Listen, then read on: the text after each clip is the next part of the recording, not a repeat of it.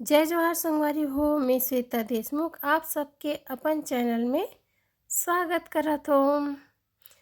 और कैसे लगी आप मला एकदम, क्योंकि सास भी कभी बहू थी वाला फीलिंग आता है देख के। नहीं पर ऐसे कुछ भी नहीं है। हमन गे रहे हैं मनगट्टा घूमे बर अपन घर वाले मन के साथ में। तो मोला जो ये रिसोर्ट जो बने रही से तो बहुत ही अच्छा लगी से एकदम।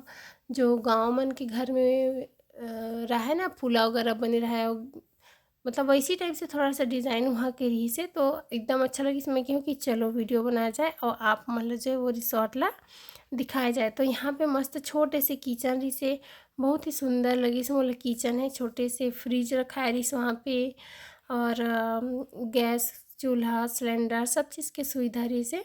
और जो एक हॉल है वो हॉल में एक दीवार से लगे हुए पेड़ बने रही से, जिसमें पंछी वगैरह रही से, बंदर बने रही से, बीच में झूला लगे रही से, साइड में देखो सोफ़ा भी है और छोटे छोटे जो है फूला बने हुए हैं। और दरवाजे में मस्त झालर वाले जो लगे रहते ना वो लगे हैं, तो बहुत अच्छा लगा थे। और 2 बेडरूम रही से यहाँ, तो दोनों बेडरूम में मस्त एसी भी लगे रही से।